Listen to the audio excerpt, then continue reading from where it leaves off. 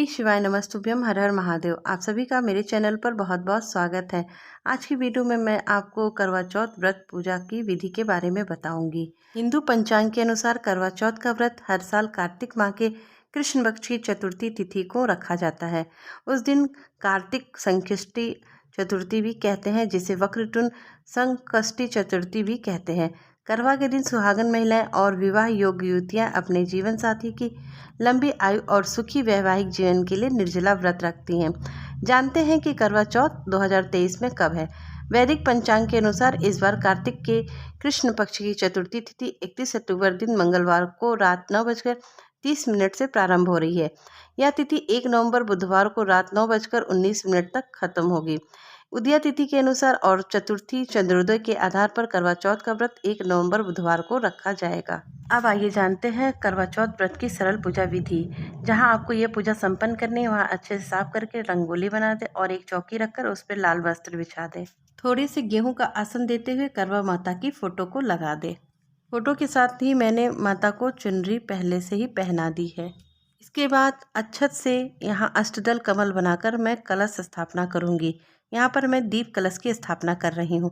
आप चाहे तो श्री कलश की भी स्थापना कर सकते हैं। सबसे पहले लोटे पर स्वास्तिक और मौली बांध दें और उसमें थोड़ा सा गंगा जल और जल से लोटे को कंठ तक भर देते हैं। इसके बाद 1 सुपारी, लौंग, इलायची, पुष्प, सिक्का तथा हल्दी की गांठ डालकर आम का पंच पल्लव ऊपर से रख दें। कलश के ऊपर आम के पंच पल्लव रखने के बाद चावल से भरा हुआ एक छोटा सा प्लेट रख देंगे और ऊपर से एक अखंड ज्योति को हम रख देंगे।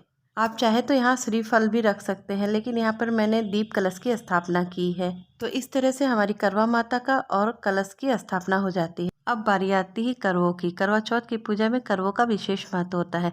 यहाँ पर मैंने 2 करवे लिए हैं। दोनों करवों पर इस तरह से रोली से मैं तिलक कर दूंगी और स्वास्तिक बना दूंगी और इनके कंठ पर मौली को बांध दूंगी। तो इस तरह से मैं करवा चौथ की पूजा में अपने करवे को भी पूजा के लिए तैयार कर लूंगी। तो देखिए, हमारा यहाँ पे करवा चौथ के लिए करवा तैयार हो गया है। अब दोनों कलश को हम भर देंगे। एक कलश में मैंने लाई, चूड़ा, गट्टा तथा मिठाई को रखा है और दूसरे कलश में मैंने गंगा जल डालकर थोड़ा सा शुद्ध जल डाला है। जल में मैंने सिक्का डाला है और थोड़ा सा अक्षत और बतासा डालकर इस तरह दोनों कलश पर मैंने गेहूं से भरी हुई कटोरी को रख दिया है।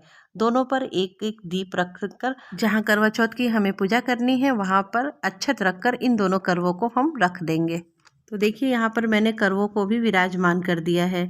इसके बाद हम यह सिक्का दोनों करवों के टोटी पर इस तरह से लगा देंगे।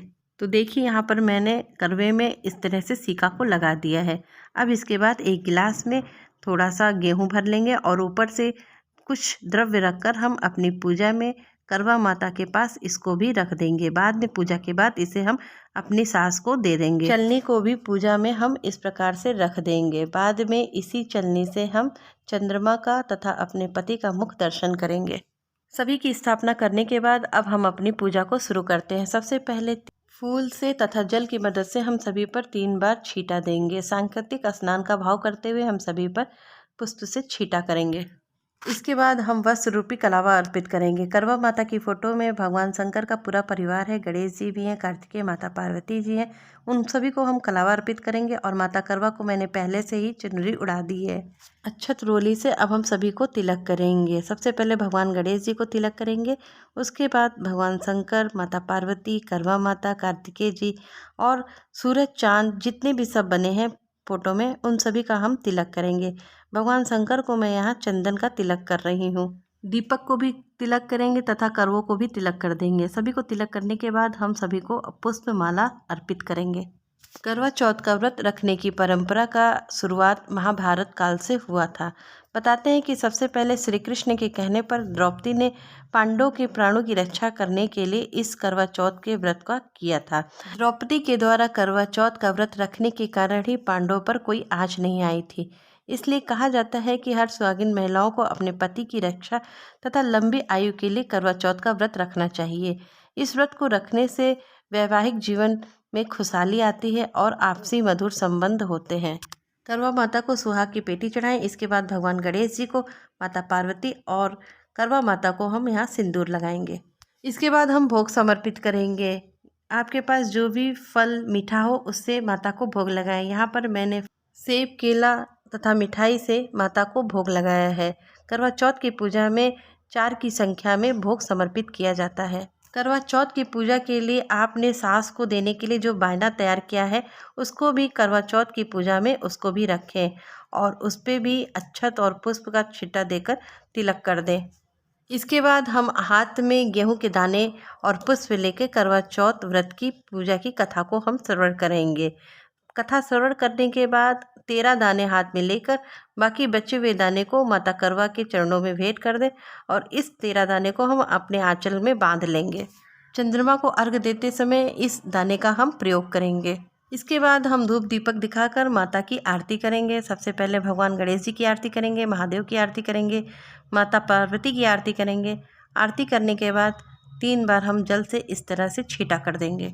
इसके बाद करवा माता से अपने पति की अच्छे स्वास्थ्य और दीर्घ आयु के लिए प्रार्थना करेंगे और साथ में ही पूजा में अगर हमसे किसी प्रकार की गलती या भूल चूक हो गई है तो उसके लिए क्षमा याचना भी करेंगे।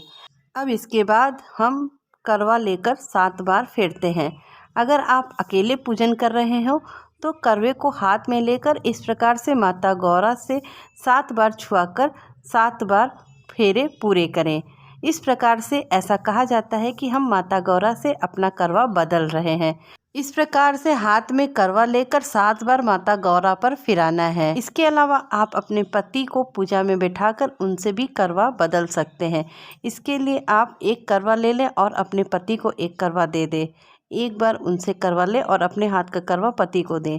इस तरह आपको यह प्रक्रिया 7 बार करना है। इस तरह से भी करवे फेरे जाते हैं। यदि आप ग्रुप में इकट्ठा पूजा कर रहे हैं तब आपको करवा फेरने में कोई दिक्कत नहीं आती है, वहाँ पर सब आपस में फेर लेते हैं। तो इस विधि के द्वारा हमारी करवा चौथ की पूजा संपन्न होती है। उम्मीद करती हूँ आपको मेरे द्वारा बताई गई यह करवा चौथ की पूजा विधि अच्छे से समझ में आ गई होगी। तो मिलते हैं अगली वीडियो में, तब तक के लिए श्री शिवाय नमस्तुभ्यम। हर हर महादेव।